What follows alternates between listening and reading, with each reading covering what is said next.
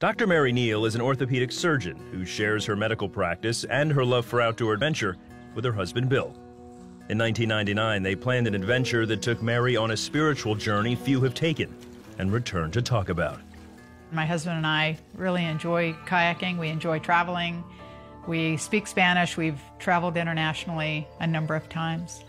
And so for my husband's birthday, I said, okay, this is the year we're going to do it. So we went to Chile for a vacation to kayak. After a week of kayaking, Bill sat out the final day with a sore back. Mary and the rest of their group kayaked through a treacherous stretch of the river. This is a section of river that's very well known for its waterfalls. These are drops of 10 to 15 feet, 20 feet maybe, which for an experienced kayaker is not a crazy thing. I went over the main drop, and as I crested over the drop, I could see the tremendous turbulence and tremendous volume. And as I hit the bottom of the drop, the front end of my boat became pinned. I and my boat were immediately and completely submerged. The volume and force of the water was such that I was absolutely pressed to the front deck of the boat. And I couldn't move my arms even back far enough to reach my spray skirt, let alone push myself out. Mary was stuck.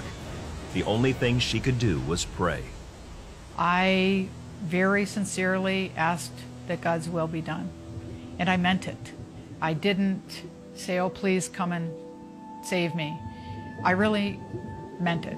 I asked for God's will to be done, and at the moment I asked that, I was overcome by a very physical sensation of being held and comforted and reassured that everything was fine, that my husband would be fine, my 4 young children would be fine, regardless of whether I lived or died. And I believe that Christ was holding me when I was still in the boat and was the one reassuring me. After several minutes of searching, the group leaders realized Mary was trapped under the falls. They came out on the rocks and they kept trying to get to the boat, but the force and the volume of the water was such that they just kept being flushed through. I mean, they just couldn't get to me. At one point, they sort of recognized that it was really turning into body recovery, not so much of a rescue.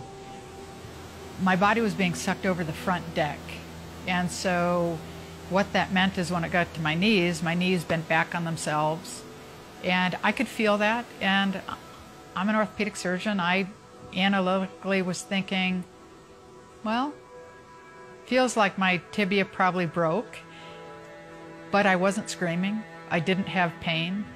I didn't have fear. I didn't have that sense of ear hunger. I know I've been underwater too long to be alive, yet I feel more alive than I've ever felt. And this is more real than anything I've ever experienced.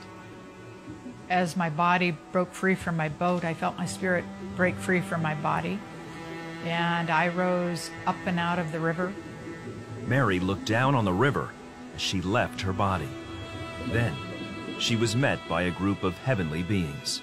They were absolutely overjoyed to see me and greet me, and I them. I knew that they had known me and loved me as long as I existed, and I knew that I had known them and loved them, and I knew that they had been sent by God. They began taking me down this exceptionally beautiful path that was brilliant, and they were taking me toward this great domed structure of sorts that not only was exploding with beauty and color, but it was exploding with this absolute love of God that was beyond anything I could ever describe or ever truly explain. And I could hardly wait. I was absolutely overwhelmed by this sensation of being home, of being where I belonged. but just as quickly there was this sense of disappointment that descended on everyone.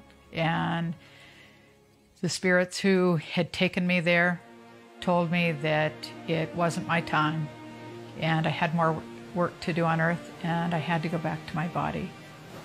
After what seemed like hours with her heavenly host, Dr. Neal returned to the river and watched as her friends recovered her body. I could see my body being pulled to the shore, and I could see the guys start CPR. I felt like he was looking right at me and begging me to come back and take a breath. And I lied down and I was reunited in the middle of a very remote part of South America. Dr. Neal had been gone for over 15 minutes, perhaps as long as 25. Certainly longer than medical science can explain her survival. She was flown back to the United States where she slowly recovered from her injuries. In her book, To Heaven and Back, she talks about how the reality of God's love has changed her for eternity. All of the promises of God are true. God loves each and every one of us and really is there and is working in each and every one of our lives. That love is everything. If we truly could accept that, I mean, it changes everything. It changes the way you view every moment of every day.